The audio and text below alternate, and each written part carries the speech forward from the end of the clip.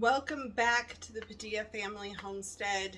Today we are jumping into a fun recipe that we made actually last year, and we tweaked it a little bit for this year, and now we have a fun recipe to release. We're super happy with this, and we are going to make gluten-free pumpkin biscotti.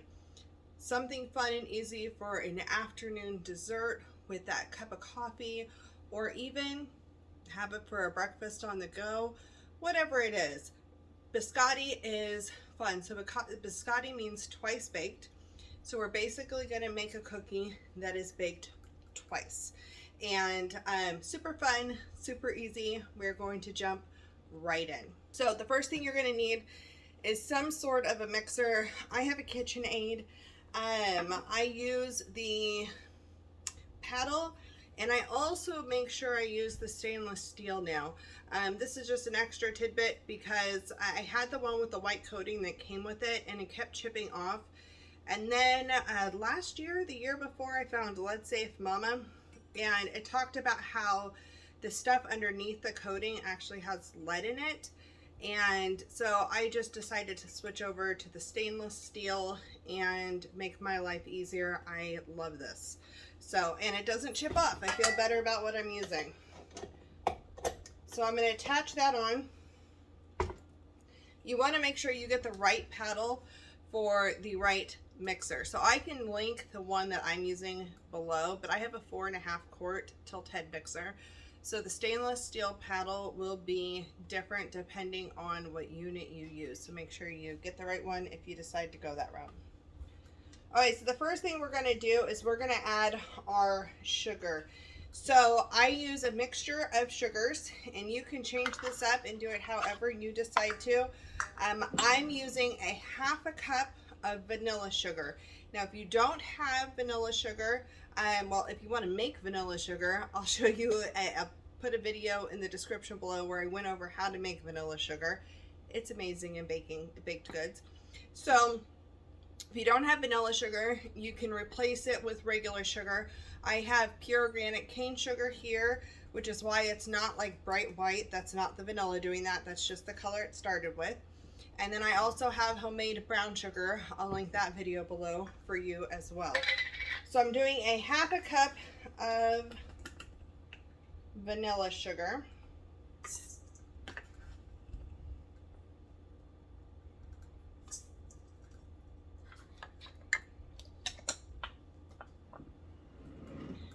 And then a 1/4 cup of the brown sugar. Now this is probably equivalent to a dark sugar. You can decide whichever one you want to use will be based on the flavor. I am doing firmly packed. Put that in. Okay, the next thing I'm going to add in is the butter, and I'm going to cream the butter with the sugar until it is well light, fluffy, well incorporated. It needs to get that light and fluffy texture. So I'll actually bring the camera up here when I am done with this, and it needs to be softened butter. So I left this butter out on the counter last night, so it's nice and soft and easy to use. So I'll pop that in there. And then we'll get this started. To cut back on the noise of the mixer, I am going to go ahead and voice over the next little bit as we are adding our ingredients. So I was trying to decide if I wanted to mix it to or bring it up to 4. I did decide to bring it up to 4 and leave it there for a little bit. It is a little bit harder to tell when brown sugar and the regular sugar are kind of light and fluffier with the butter, because usually it just changes a little bit of color. It goes lighter and you can really see a difference. So I look for that here a little bit. I'm waiting for the brown sugar to kind of lighten in person. I don't think it does on camera very well, but that's what I'm looking for. I'm looking for that kind of texture change and the color change. I was also about to turn off the mixer here and talk to you while the mixer was off, and I decided, you know what, I just need to go ahead and do the recipe with the voiceover at this part so you can kind of see what that looks like. And if you need to actually look at the butter and sugar mixture to see if it's light and fluffy, you can always lower down that speed and take a look at it in person. So while this is mixing, you would be wanting to get all of your wet ingredients ready. I do have them lined up already and ready to go for us, but that is the next step is we're going to put in all of our liquid ingredients. And our first ingredient is going to be 1 large egg. I do get farm fresh eggs from somebody, and so I always make sure I wash it and float it and crack it in a separate container before adding. And I just add all of these in while the mixer's going, and I have it down on speed 2. The next thing I'm going to add in is a 1/2 cup of pumpkin puree. You want to make sure this is pumpkin puree and not pumpkin pie mix.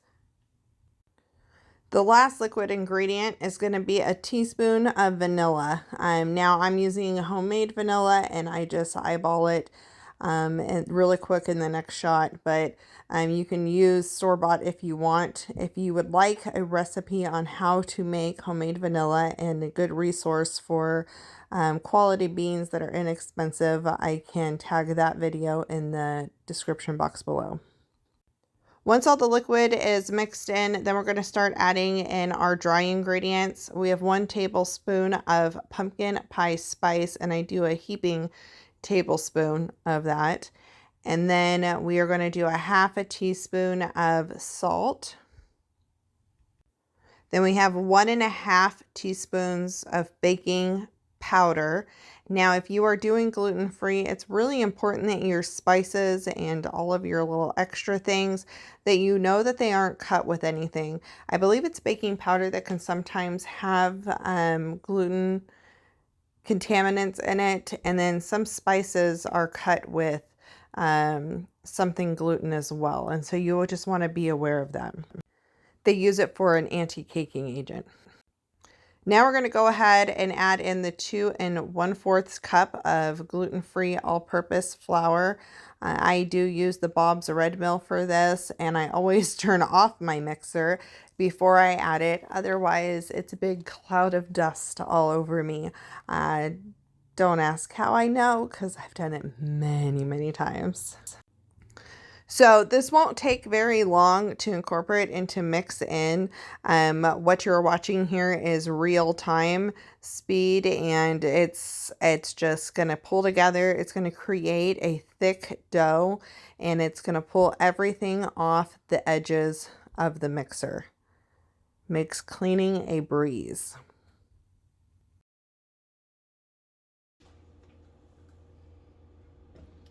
Okay, so we have this all mixed in. We don't want to overwork it, but it's all mixed in.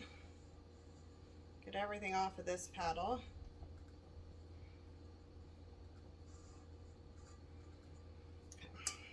I'm just going to take this for the sake of the video and just turn it. And I'm going to take a baking sheet.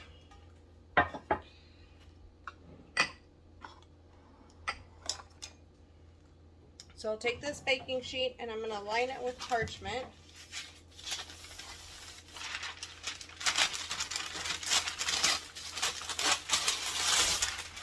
I cannot tear these straight to save my life. I should be in a roll with a slicer, but I try every time and it never works.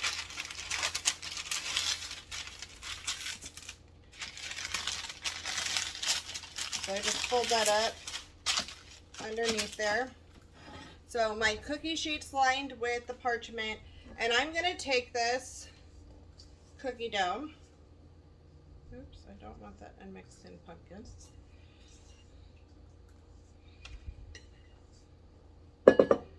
So I have my cookie dough. I have my oven preheating to 350, and I'm kind of just going to take this and try to turn it into a log.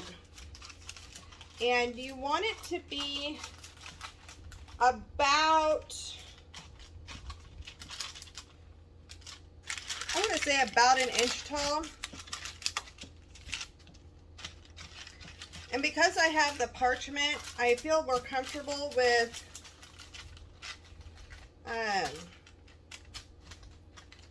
pushing down. I like to flatten out my corners because we're going to cook this and then we're going to cut it and then we're going to cook it again. And basically you have a choice when you go to cut it, if you're going to cut it on the diagonal or if you're going to cut it straight across. I prefer to cut it straight across. It's just easier for me. So I flatten out my ends, square them off basically. I'm going to say this might be a 1/2 inch thick.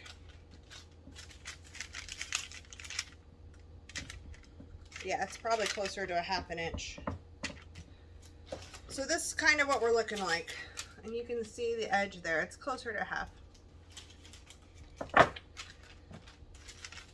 And now what I'm going to do is I'm going to cook this for 25 minutes like this. Then I'm going to take it out. I'm going to let it cool for 5 minutes. And then we'll come back and we will slice it and move on to the next step and recook it. So this is where we're going to get that really dried out biscotti flavor. So I'm going to go ahead and get this in the oven for 25 minutes and we'll see you back here.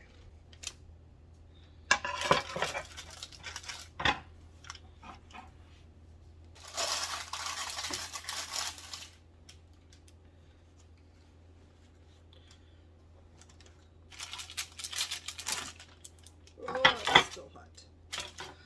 Okay, so now we're ready to slice. Now I always run into, this is taking up most of this pan the way it is. And so I got a second little pan to kind of give myself some room here. And I'm going to use a serrated knife and cut that. Isn't that cool? And I'm going to put that down on the other pan for now. The thickness here is totally up to you. You could do a variety of thicknesses. You can try to hold this is going to get flaky and you might lose some of your corners, but I try to hold my top down as I'm cutting, and sometimes that helps.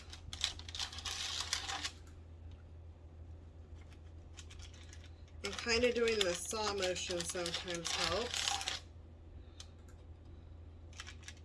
Ooh.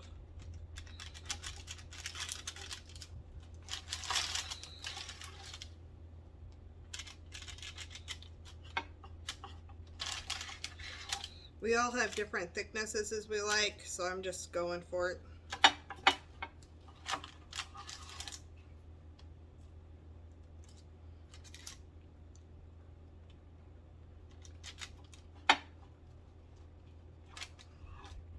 So at this point, it's cookie stage.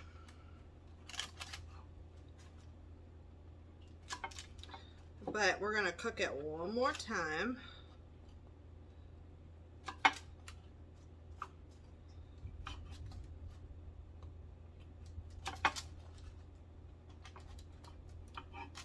Alright, so I'll put this end in here. Oh, it's hot.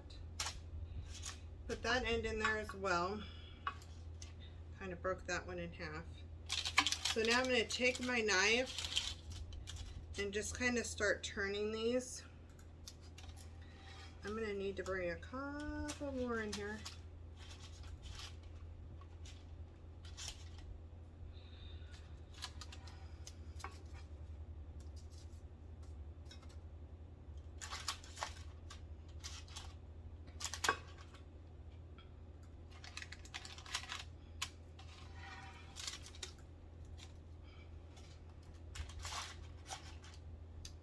Okay, so now I'm going to take those, just kind of use the knife, slide under and tilt it.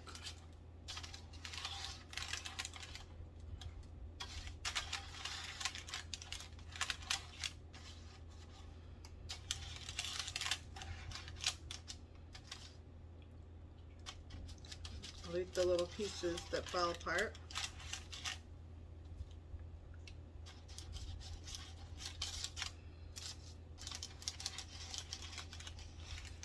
The thicker ones are easier to turn, the thinner ones are not as easy. Can I do one more in here?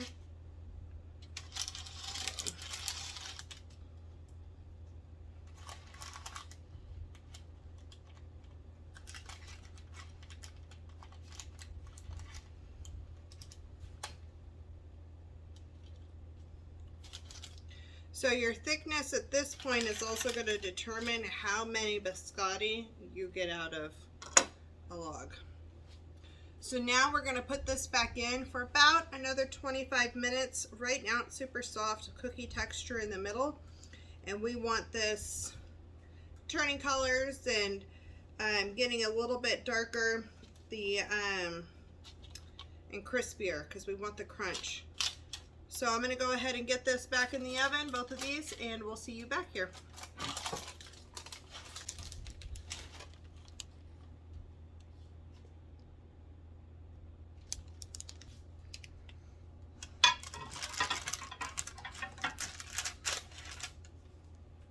Okay, so the next step is to let these cool. You can see the browning. Actually, I'll bring you in closer. That broke out. Okay, so you can see the browning on the edges. Out a ton. It's super good. We need to let these cool down completely. The spice. All right, we need to let these cool down completely before we move on to the next step. So that's what we're gonna do, is we're gonna let these cool, get the other ones out of the oven, and we'll move on. Okay, so now that these are primarily cooled down, I am gonna take them, I'm gonna flip them over, kind of let that other side cool down the rest of the way.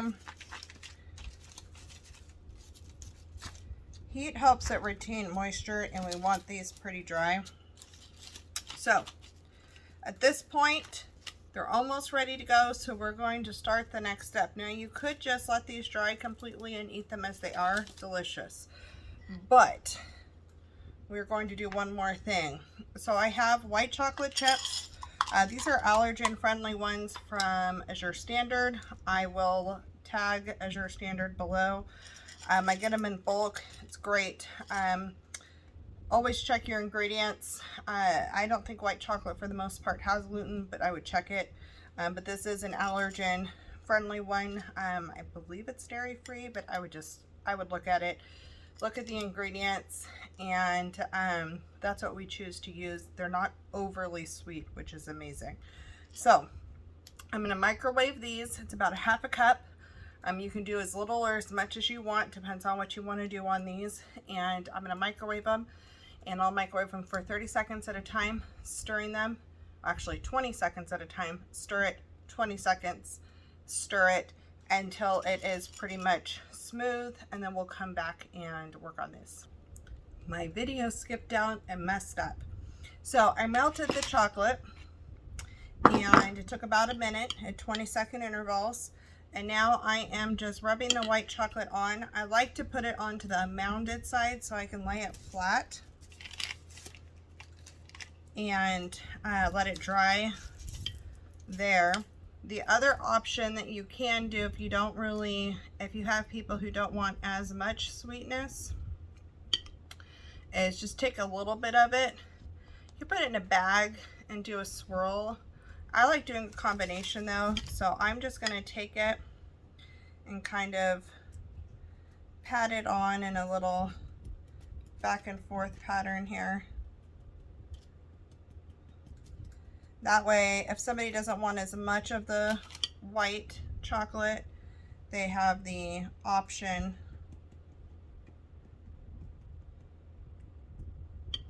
And again, how many this batch makes will vary depending on how thick you cut your slices.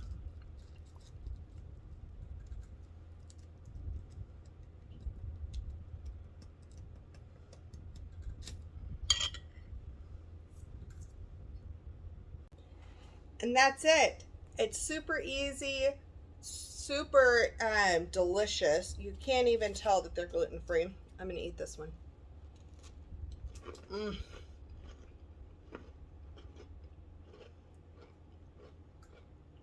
I don't know if you can hear that or not, but that crunch is perfect.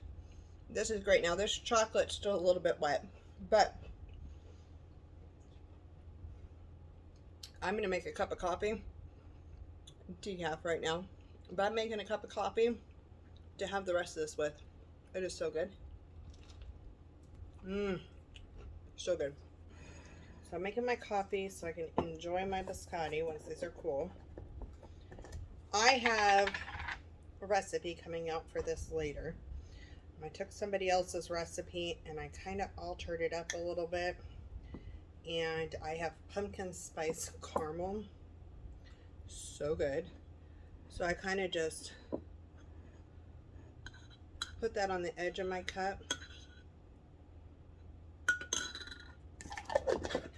And then add my coconut milk creamer. I have decaf Jamaican Me Crazy coffee from Angelino's. It's quick and easy when I need a Keurig K-Pod. And oh, I'm so ready for this.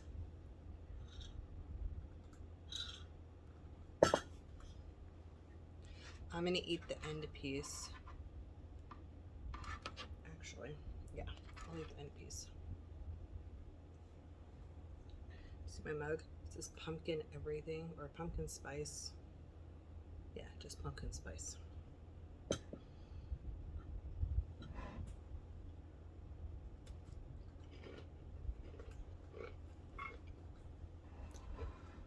This is so good and so perfect.